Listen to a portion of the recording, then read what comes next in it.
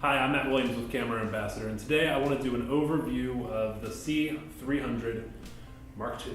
Now, this camera is a beautiful image, and that's what I'm looking for out of a camera. I'm looking for a camera that can provide me with a brilliant image.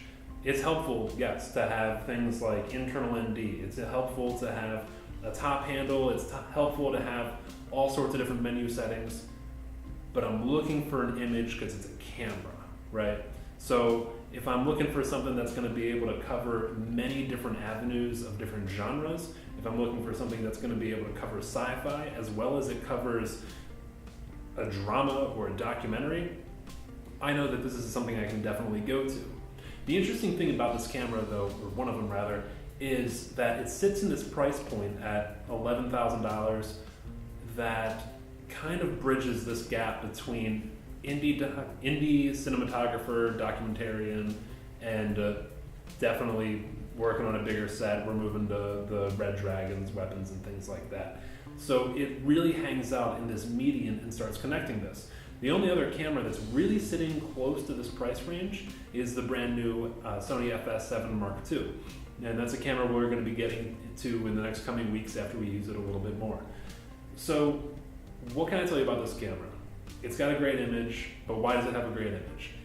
I think it's mostly because it comes down to the new C-Logs that are afforded to this camera. Now, I did a test on this camera working with all different sorts of logs and the different variations between the gammas, and what I ended up finding was that the C-Log 2 worked incredibly well when you're looking at an image that is properly exposed or an image that's a little bit underexposed.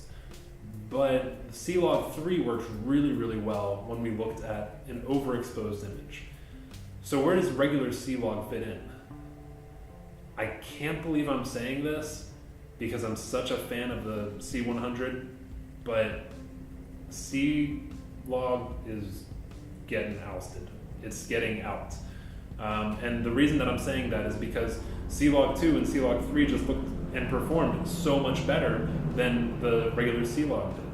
What happened was we had this image that looked almost oversaturated when I was looking at it, and the colors were great, but it gave you almost this dreamlike effect when you underexpose the image. Now, this isn't something I noticed before, but it's because that I didn't have anything else to be able to compare it to. Now that I have these other C-Logs to be able to compare it to, I'm starting to see that, okay, this camera can start to produce a bit more, and I am very, very excited about it. Another reason I love this camera is we have all of our ability to be able to change anything and everything we want right on the side. Everything is very easily accessible, and just like all of Canon's cameras, we don't have any crazy menu system like the Sony series, which is impossible to get into anything and change it around quickly. The fact that you can reprogram everything, the fact that you have illuminated buttons on this thing, and the fact that the battery life is actually pretty decent are all very helpful things. One of my favorite, though, is that the fact that this has an autofocus system that can snap to your face. Now, if I am at T2.8 and I'm walking towards the camera at a regular pace, it's not going to be able to keep me in focus extremely well. But what it will be able to do is if I'm here and I'm moving back and forth a little bit, it's going to keep up with me and it's going to hold me in focus the entire time.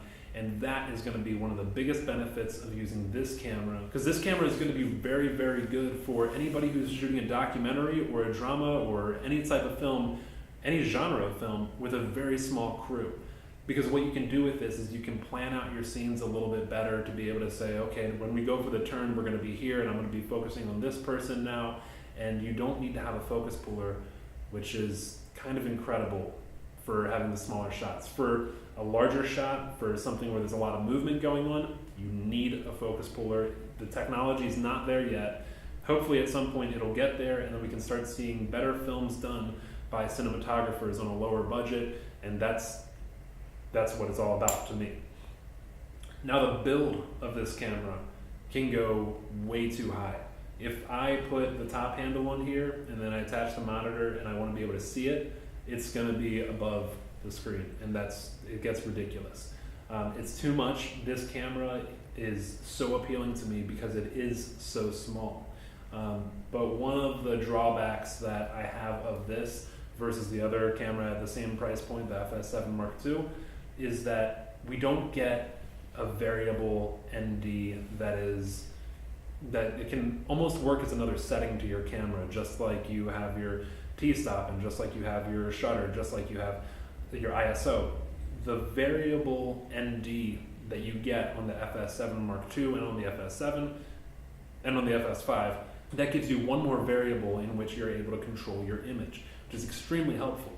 The big downfall of that being that when I did a test on the FS7, I found that you put that ND in and you get even more magenta coming out of your camera than you were seeing before. With the C300, when I did my ND test on this, I wasn't seeing any variation of color come through. I did ND2, ND4, ND6, and ND clear, and even when I went ahead and adjusted my f-stops to be able to make sure I was looking at the same sort of image, I found that it was really easy to be able to switch between any of them and still have the exact same look, which is not what I was able to get from the FS7 series. So what else about this camera is something that's going to be something to look out for, something to be able to pay attention to so that you can make sure that you're getting the full use out of this. And one of the things is definitely going to be the rear eye cup. This thing is so much better than any other eye cup that Canon has produced for the last 3 or 4 years, until the C500 was out. So looking through the viewfinder, I'm actually able to pull focus off of that, and it's incredible. The fact that we have a side handle that's actually usable, with something that I can actually grip to and actually hold and actually control the camera with, is essential. And I love being able to have that. This is a reason that I'm a big fan of this camera over an RE Mini. And the reason that I say that is because I can get a good image out of this camera. I know that I can do that. And I know I can do it out of the Mini as well. But this side handle, everything that I have on here to be able to build this camera out of what actually comes with it, is something that makes it an out-of-the-box, immediate documentary camera for me. And personally, the way I film, and it's probably not the way that you film, the way I film is if I find a subject or a person or a topic that's interesting to me and I have the ability to say, okay, let's go film now. I have everything with me already. I don't need to worry about ordering anything extra, anything more. I know that I can get the image that I want out of this camera, and that's what I'm looking for. So when we're looking at an image, when we're looking at a film, something that allows us to be able to connect with that is whether the actor is on their game or actress is on their game or off their game. And that's something that'll pull us out really quick.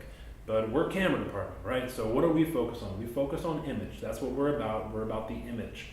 And the thing that can make you most connect with the person through the film is their skin tone, is what their eyes look like, it is just the real features of the human anatomy. And so this camera does a really good job of portraying the color of what you're actually seeing versus other cameras that tend to add more green or more magenta. Yes, you can definitely, absolutely, 100% pull that out. But for me, it feels like that there's something, if the camera's giving me the image and giving me the look that I want, the look that I'm seeing with my naked eye, I want to keep that and I want to hold on to that image. I want to know that, okay, I can do that in post, sure, but I'm not a big fan of hearing somebody say, we'll fix it in post. And that is just another version of that. So this camera allows me to be able to look at the image and live in when I'm actually performing with the camera. A lot of people like to think that, okay, well, I'm going to make a film and then I'm going to create it and then I'm going to edit it and then I'm going to release it and everything. And that's a whole part of everything that I do. But at the end of the day, if you're a cinematographer and you operate with a camera, your art is in operating that camera. Your art is in communicating with that camera. And if what you're looking at something and saying, nah, it's going to have to change, then you're kind of losing out on that a little bit, and you don't get to live in your art as much as you might like to be able to. For me, that is the case. So I love the way this camera sees light, color, and skin. On the 5D Mark IV, we look at something that's really interesting and very innovative, and it's the fact that we are able to connect our cameras to our iPhones, which is awesome.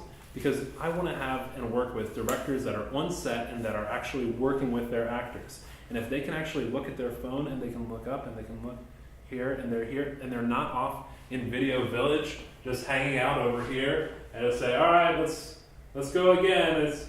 Go again. Like, I don't want to work with directors that do that. I want to work with directors that are here and they're in the moment, and they're not turning to me, the DP, and saying, oh, what do you think of that? Because it's not my job to tell you what I think of that. I want to be able to tell the director, hey, pull out your iPhone, okay? Hit this button, great, you're connected to the camera. These are low budget things, but they should be able to be brought to high budget cinematography because they serve a purpose. And granted, it's not a giant screen that you're looking at, it's not a color dream monitor that you're being able to look at, but it tells you what the image is, and you let your DP be able to figure out the intricacies of that image while you focus on the acting as a director. I don't know how we really got here, but that's something I would like to see added into this camera. One of the things that I found with this camera is that when you use a light meter with this, you need to overexpose your image on your camera. A lot of people are not using light meters anymore, and they're going off of what they see on the screen. And to be honest, if I would have done the same thing, if I would have looked at what I saw on the screen rather than trusting my light meter, then I would have been in a much better position when I did the gamma review of the C300 Mark II. The reason this is because what the sensor is telling me it's getting is not the same thing that the light meter is telling me that it's getting when I read it on my skin. So because of that, if you're going by a light meter, you want to expose this camera plus 2 stops to be able to get a full dynamic range of everything and being able to see your highlights very well, and you want to be able to see all your shadows. They'll still be there. Plus you can always crush them, but they will be there in your camera.